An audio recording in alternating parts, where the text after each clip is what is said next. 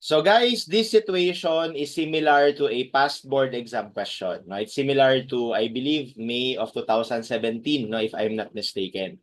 But of course, recurring na rin ito sa mga iba't ibang board exam na throughout the history. No? So a simply supported steel beam spans 9 meters. It carries a uniformly distributed load of 10 kilonewton per meter, including beam weight. So you are given the following beam properties. What is the maximum flexural stress in the beam? Okay, drawing muna natin yung beam.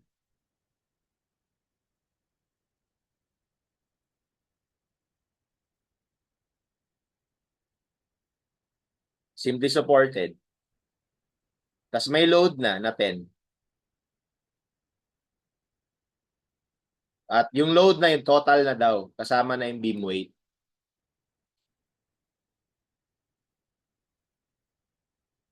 Tapos ito ay 9 meters.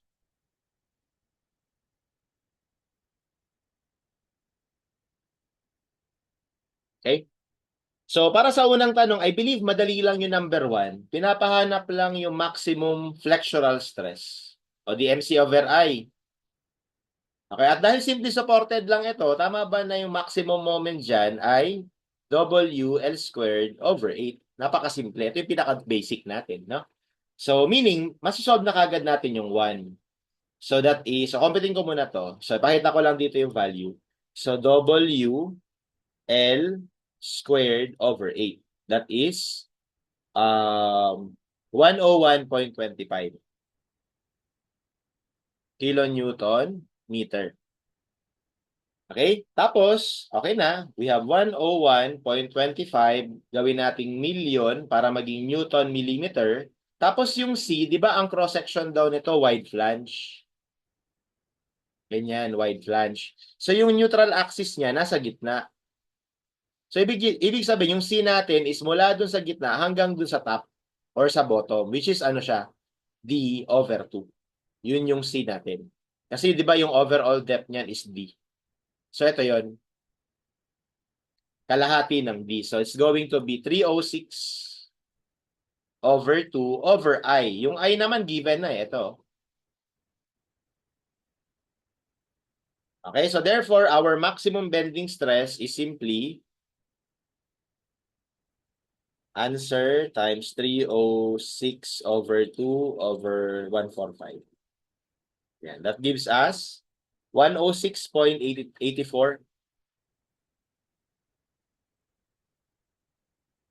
megapascals. And that is letter C. Okay, so I believe walang problema doon. Ano? Napakasimple nun. Number 2, to prevent excessive deflection, the beam is propped at the midspan using a pipe column. Find the resulting axial stress in the column. So naglagay daw dito ng column sa midspan. Yan. So naglagay lang na additional support. Okay? So anong nangyari? So midspan ito. So ibig sabihin ito ay 4.5 meters, 4.5. So ngayon, ang mangyayari, pinapahanap lang yung reaction bali dun sa column. Kasi di ba yun yung ano, yung column mo will be subject to axial stress. Tapos yung axial stress na yon is depende kung ano yung magiging reaction na to. Okay, so ngayon, ano na siya, indeterminate na siya to first degree. So kailangan na natin hanapin yung, ano na yon, yung reaction na yon using different methods that we know. Okay?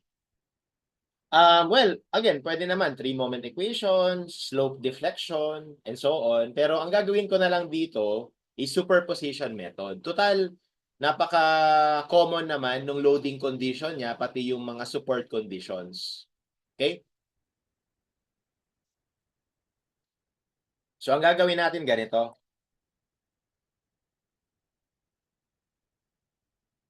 Etong loading condition na to, or rather, yes, yung loading and support condition na to,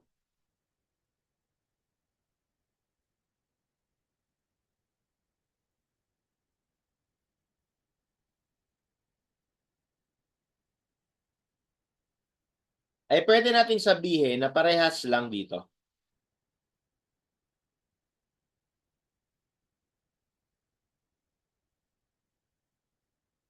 Okay, sabihin na lang natin na ito na yung L. So, ito ay, trig L over 2.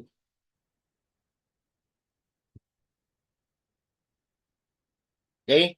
Equal lang dito plus ito.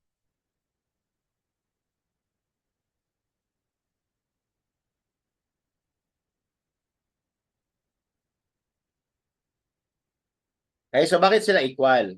Kasi dito, yung magiging deflection mo sa midspan ay ito. Diba? Okay, so deflection sa midspan yan.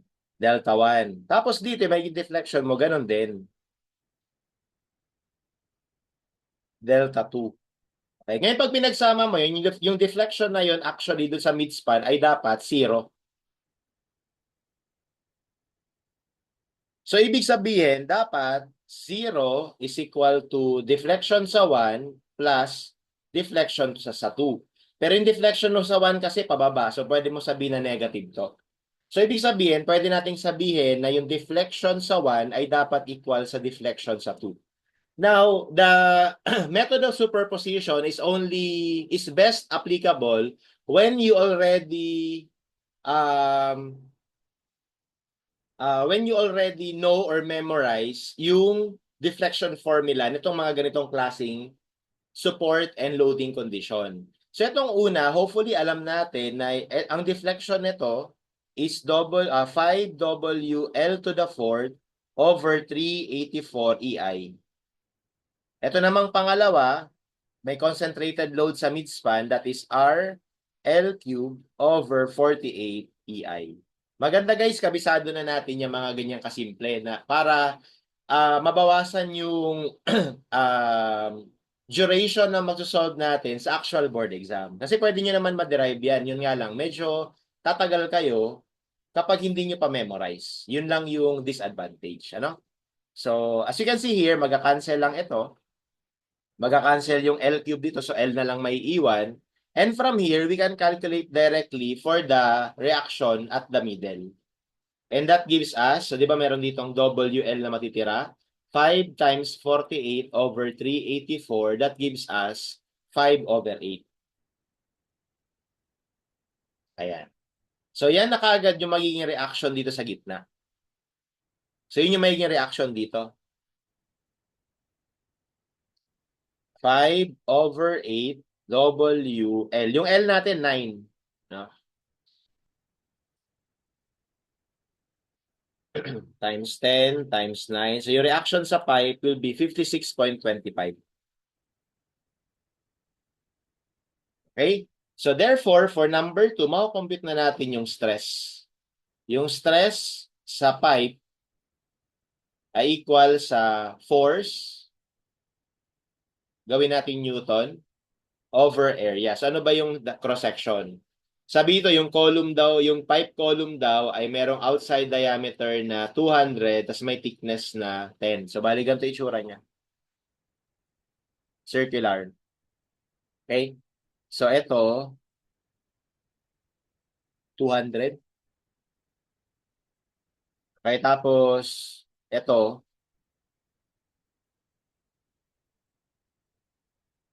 okay? Kung ito ay 10 mm, so 10 mm to. 10 mm din to. So kung 10 plus 10, 20. So 200 minus 20, that is 180. So bali yung area niyan is just, ima-minus lang natin yung outer tsaka inner area. So that is pi over 4 times 200 squared minus 180 squared. And that gives us the answer.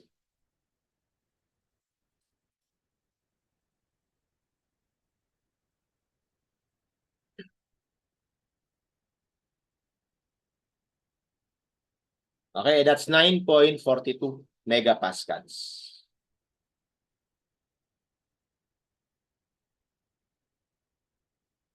Okay, so 9.4 approximately.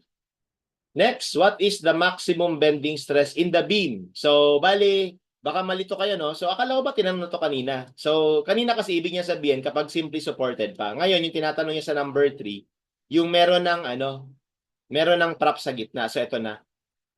So, ano daw yung maximum moment dito? So, syempre, hindi na WL squared over 8 yung maximum moment natin dyan. Kasi iba na yung support condition.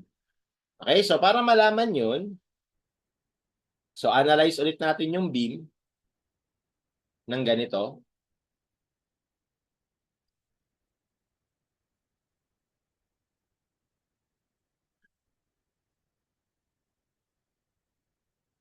Ayan, so ito ay 10.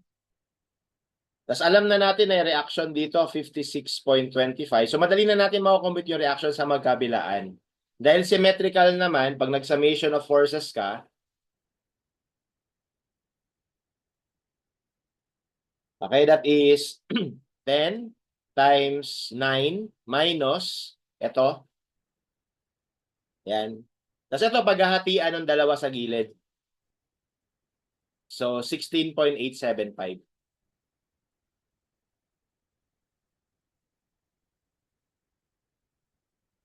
Okay? So ngayon, pag dinrawing mo yung shear diagram, aangat, bababa, aangat ulit, tapos bababa. Ganyan, no?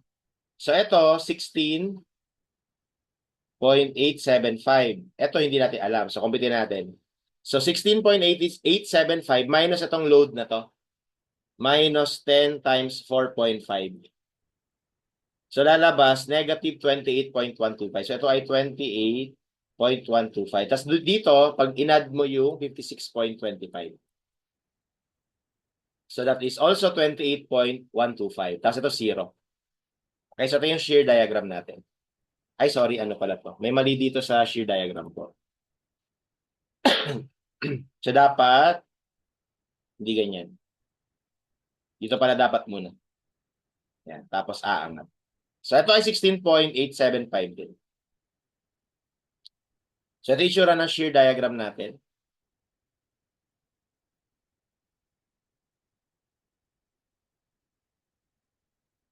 Yan. Okay?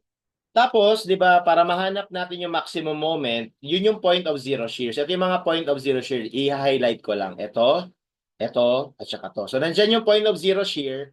So, most likely, nandyan yung mga maximum moment natin. Okay?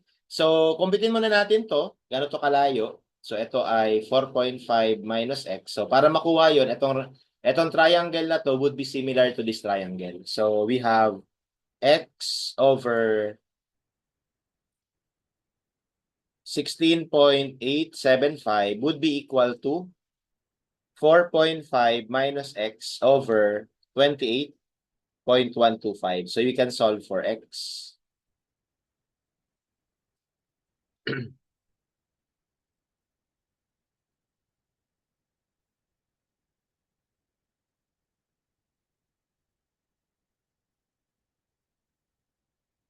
So, that is 1.6875. Okay? So, lumalabas yung kabila, 4.5 minus x gives you, kapag kinompute nyo yan, 2.8125. Okay? So, ready na tayo mag-compute ng moment.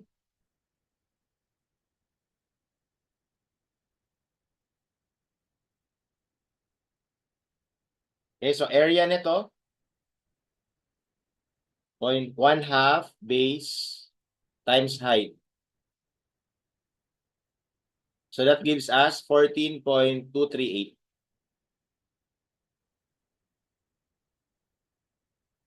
Okay? Tapos, dito sa baba, yung area, yung ano naman dito, moment naman dito, ima-minus naman natin itong area na to. Minus 1/2 base times height.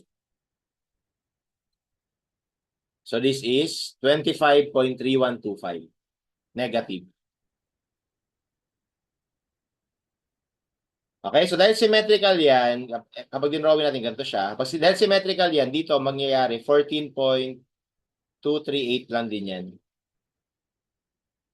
So, ganito siya. So, ito ngayon yung moment diagram natin.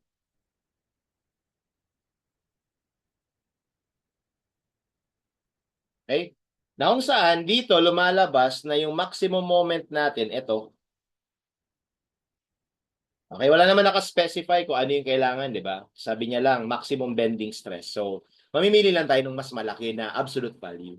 So dahil doon, we can now proceed with our computation. So yung maximum moment natin this time is yung M natin, 25.3125.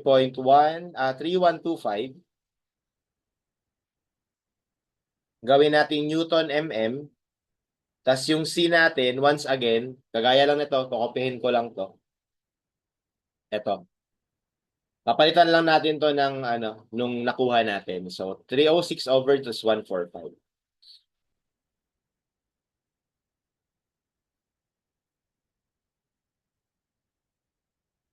So therefore, our maximum bending moment kapag meron na tayo ng prop sa gitna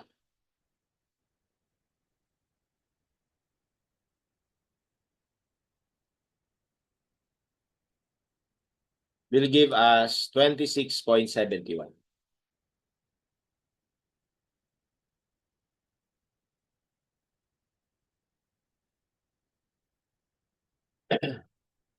Okay, so that is letter C. And if you look at it, no, comparing number 1 and number 3, nung wala pang prop sa gitna, ito yung stress. Nung naglagay na ng prop, ito na lang yung stress. So lumiit, which is logically dapat talaga kasi nadagdagan ng support eh. So yung beam natin, hindi na ganoon ka laki yung stress niya sa bending. Kasi nung wala pang support dyan, ganito magiging itsura ng bending niya. Pero dahil may support na, ganito na. Ganyan. No? So medyo na-lessen yung stress dahil doon sa support. Okay, so that's how we solve this problem.